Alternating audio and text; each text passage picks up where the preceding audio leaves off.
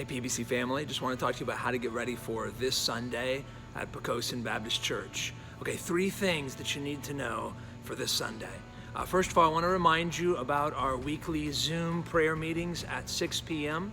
Even if at this point you're not able to physically gather with us on Sunday mornings, we hope that you're prioritizing being a part of these weekly prayer meetings at 6. And this Sunday night, we'll have the special opportunity to meet with another couple of missionaries. Our crew missionaries, Mike and Linda Montgomery, will be with us this Sunday night at 6 o'clock. You want to make sure you're with us for that call to be encouraged by them and to pray for them and for each other. Secondly, I want to encourage you to prepare for this Sunday's sermon by reading Lamentations chapter 4. The sermon title is Looking for Help in All the Wrong Places, How Suffering Exposes Phony Saviors. The key verse is from Lamentations 4, verse 17, where Jeremiah laments, and he says, "Our eyes failed, ever watching vainly for help, and our watching we watched for a nation which could not save."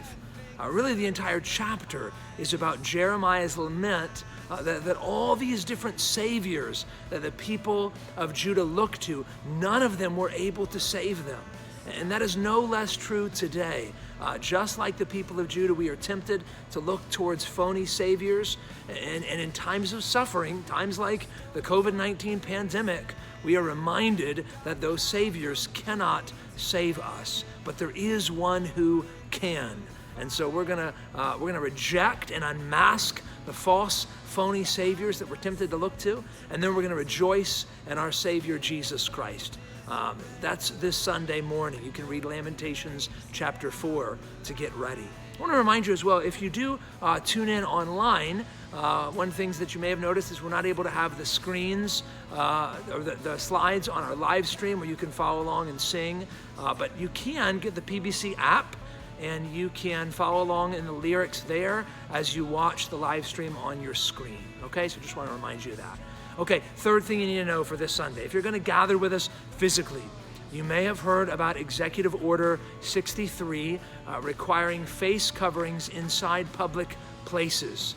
This is why I've got my face mask with me right now, okay? So there's a couple of exceptions to this executive order. It's not required for children under the age of 10. It's not required if you have trouble breathing. It's not required if you're unable to remove the mask without help. It's not required if you have health conditions that would prohibit wearing a face covering. We've reached out to our denomination, the SBCV, for some clarification, and they've said that it's not required while we're presenting into a microphone. So those that are leading and singing, or myself when I'm preaching, or those that are praying, will be able to remove their face mask as long as they keep it around their neck when they're at their microphones.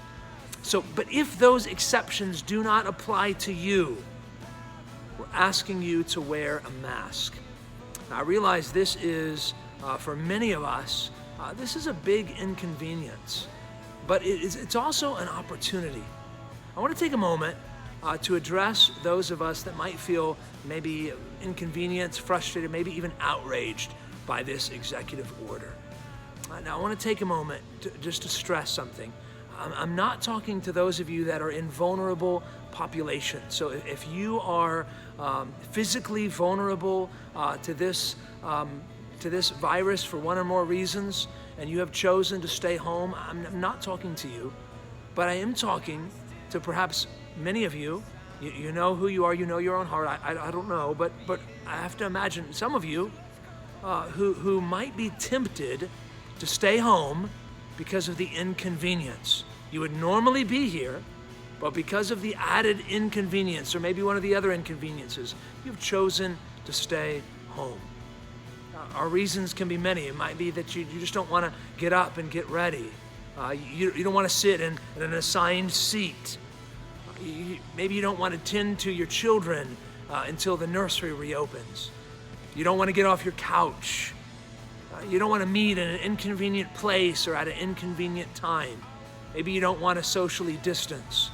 And now we can add to the list that we don't want to wear a face mask. Now, let me acknowledge these are very real inconveniences. but they're more than that. They're also opportunities. This is an opportunity for us to remind ourselves that following Jesus is a daily death to personal convenience. Dietrich Bonhoeffer, a great martyr for the Christian faith, said that when Christ calls a man, he bids him come and die. Jesus himself said, if you will follow after me, you must deny yourself, take up your cross, and follow me. These inconveniences are an opportunity to be reminded, as you wear that itchy mask, it's an opportunity to be reminded that Jesus demands daily death to self. It's an opportunity to remind one another, for us to remind each other that being together is a gift so precious that no inconvenience can diminish its luster. Let me ask you, dear Christian, do you believe that? Do you believe that there is value in physically gathering, physically being together, that trumps inconvenience?